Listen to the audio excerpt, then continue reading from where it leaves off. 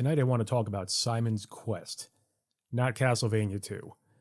Simon's original quest, the first Castlevania.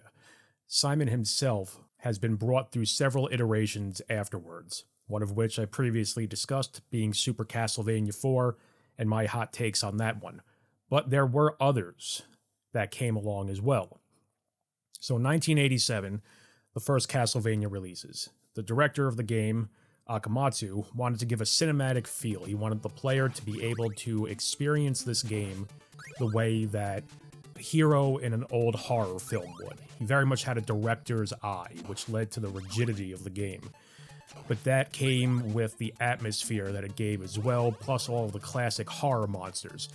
You had the Mummy, Frankenstein's monster, obviously you had Dracula, the mermen were the creature from the Black Lagoon inspired, and then you had bats, skeletons, you had Medusa, Medusa's head, or Gorgon heads, since Medusae are not plural. And then you had the platforming and action elements to the first game. The game opens up, you're outside of Dracula's castle, you gain your first couple of power-ups, and then you march stoically in through the front gate. Boom, now you're inside of Dracula's castle, and the atmosphere immediately jumps to 100. You have ghouls and zombies and bats immediately coming at you. As you walk just a little bit further in, you have black cats for the superstition coming at you, and you are just thrust right in, and that score just kicks right in, and it doesn't relent as you continue through the game.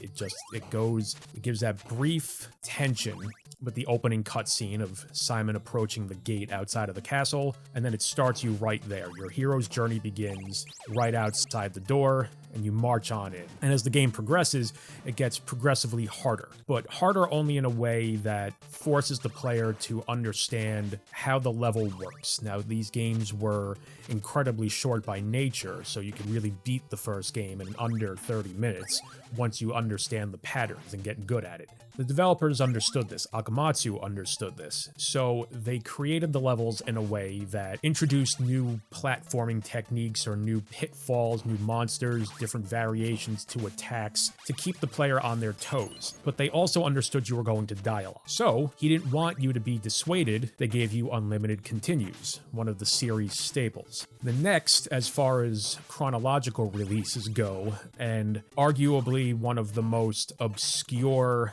and hilarious and just understandably unknown as to why they made this game in the first place, because it is just bad. Haunted Castle, an arcade game.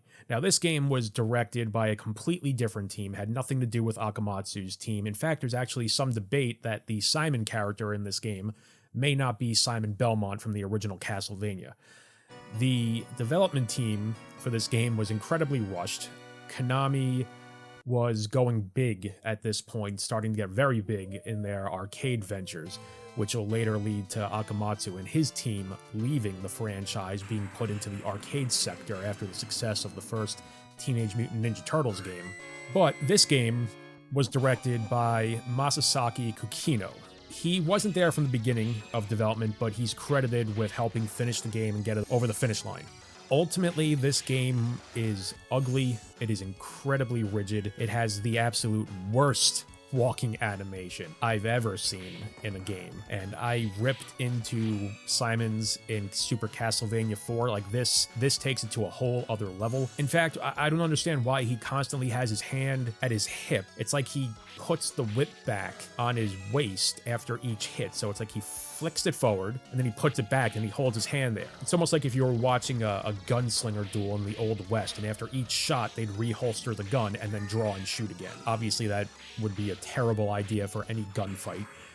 It's a terrible idea when you're walking through a castle with the undead and a vampire, and all of the other things that the knight is going to throw at him. That was the least of the problems with this game. Now, as an arcade game, it was designed to suck your quarters out. The platforming in this game is incredibly rigid and incredibly unforgiving, intentionally so. Pieces of your foreground will actually break, and if you get too close to them as they're doing their breaking animation, you'll take damage. there are certain aspects of the game that are just, you're unable to avoid the damage the game is throwing at you. I'm sure somebody's mastered this game. Why they would put themselves through such torture is beyond me. Getting through the first level is really all you need to see in this game. It was included on the Castlevania Legacy Collection. It was the first time it was released in the US. They never brought this arcade cabinet to the United States to begin with. It should have stayed that way.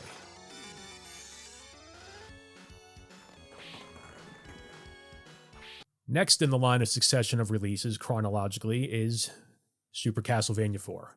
I've given quite enough about this game to not need to re-express myself and the dislike I have for it. But to give a little bit of context as to the difference in style, this game was given to a completely different team at Konami.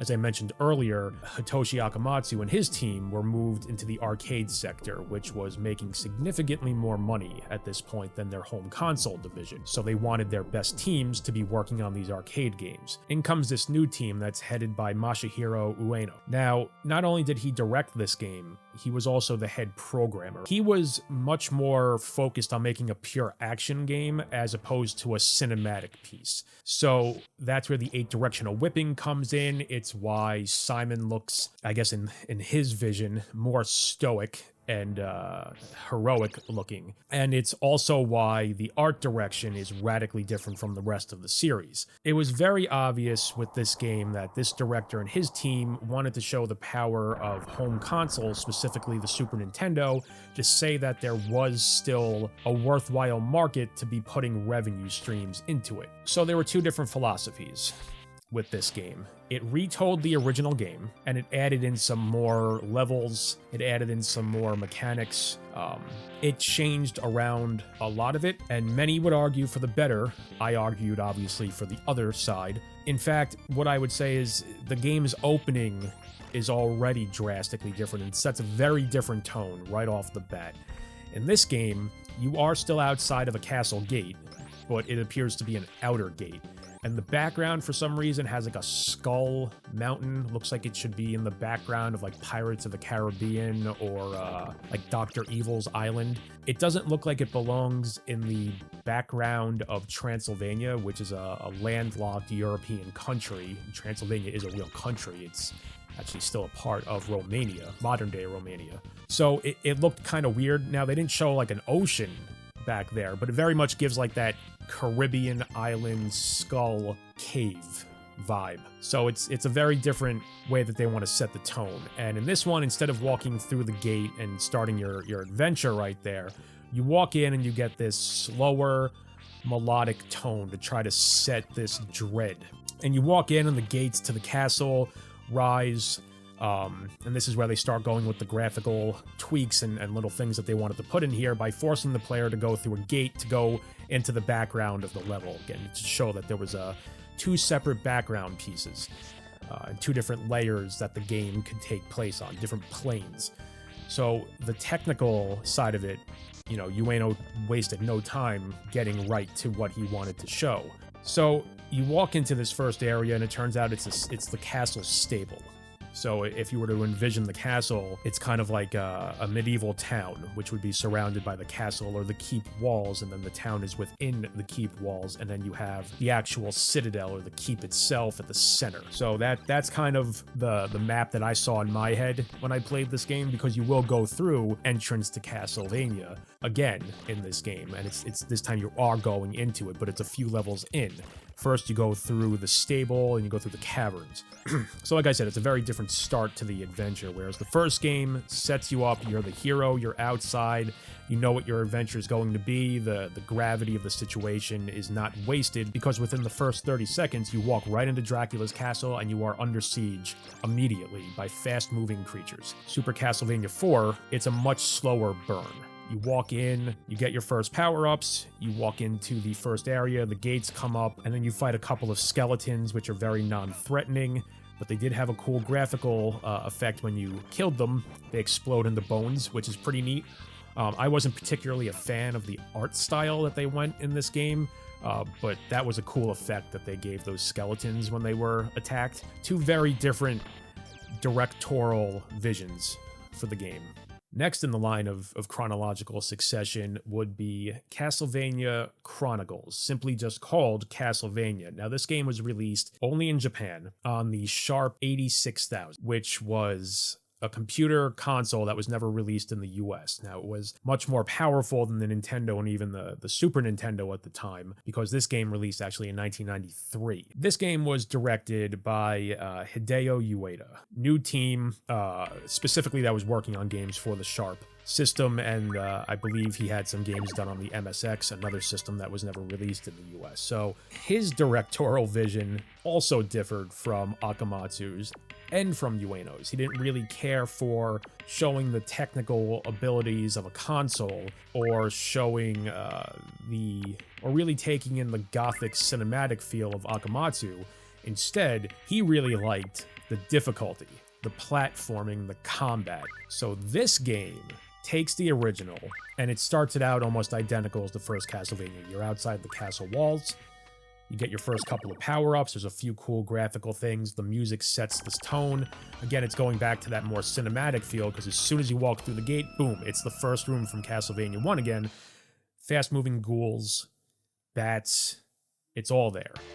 This game, however, decides to take the difficulty level and really kind of like ramp it up. Simon moves slower. His attacks are no longer multi-directional like they were in Super Castlevania 4. It's right back to the original. However, you could jump and whip down.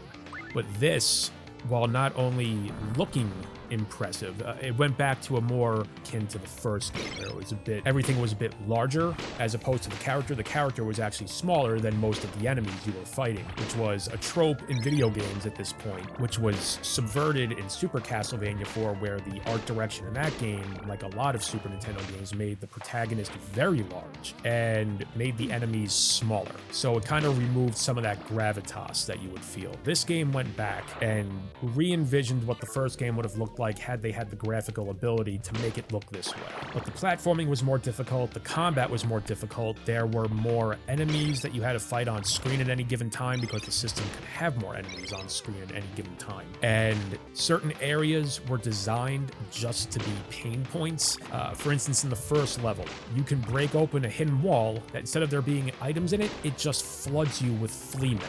Now, if you don't get away from that quick enough, you're not surviving before you get to those stairs. You'll die walking down them if you manage to even get to those stairs. Later on in the next level, the entire level is filling with water, and it's going incredibly fast as it's rising, and the raft that you're standing on keeps getting broken apart and tilting back and forth, while mermen are jumping up and shooting fireballs at you.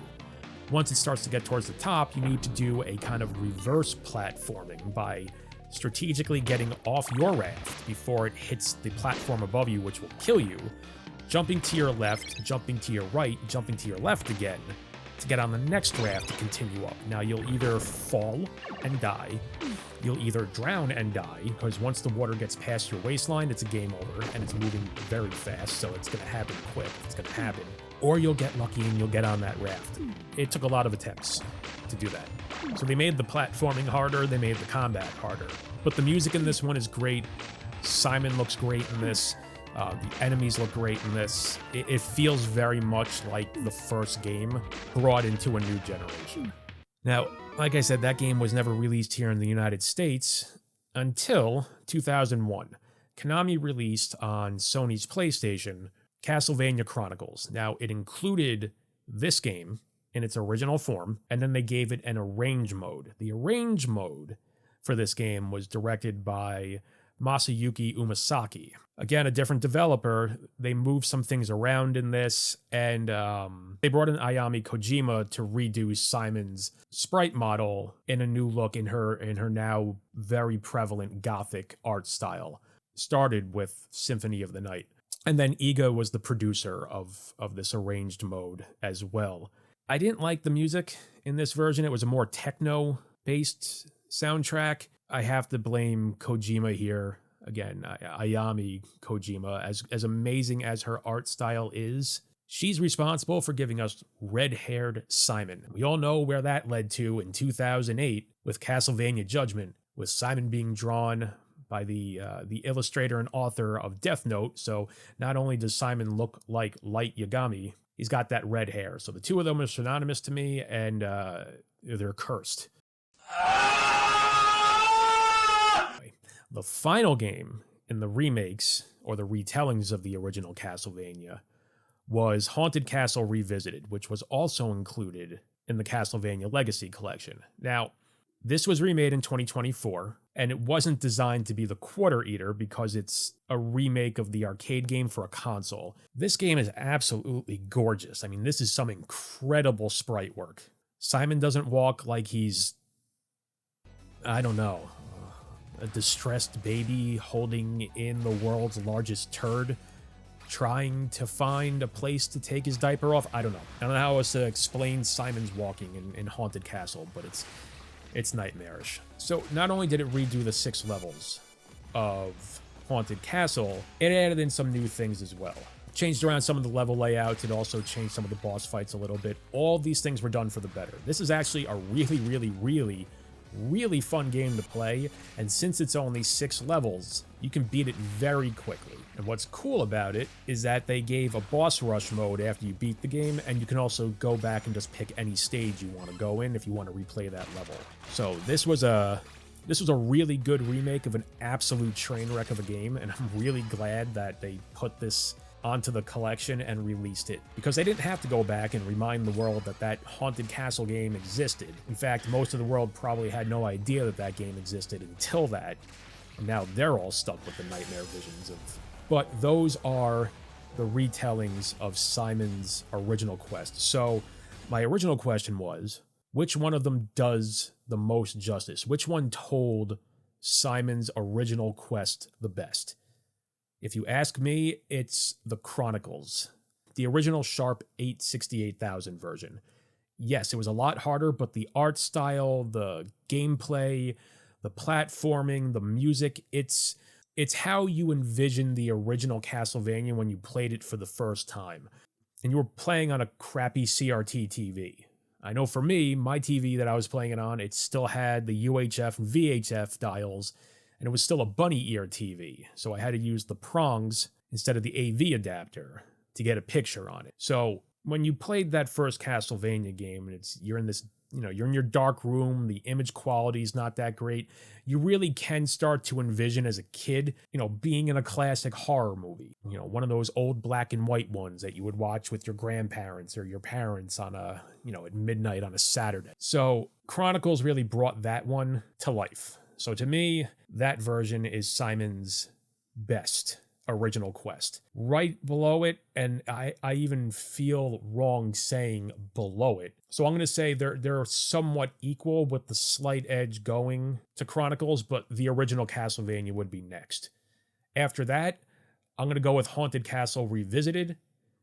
Then I'm going to go with Chronicles Arranged Mode, Super Castlevania 4 next, and then at the very tail end, and it shouldn't even be on a list or have the ability to be on a list, it gives the game more credibility by acknowledging it, the original Haunted Castle. And there's my list of Simon's original quest. If you haven't played Castlevania Chronicles, it's hard to find. That is definitely a good one to pick up. I wouldn't spend a lot of money on it, though, because it really is short. It is still the original Castlevania. It is still fleshed out, similar to Super Castlevania 4, where it was fleshed out. And then it has the arranged mode, but paying a lot of money for those 2 short games really is not worth it. Those are definitely good ones to pick up if you can. And then the Legacy Collection. The Legacy Collection actually has 1, 2, 3, 4, Haunted Castle Revisited, and Kid Dracula.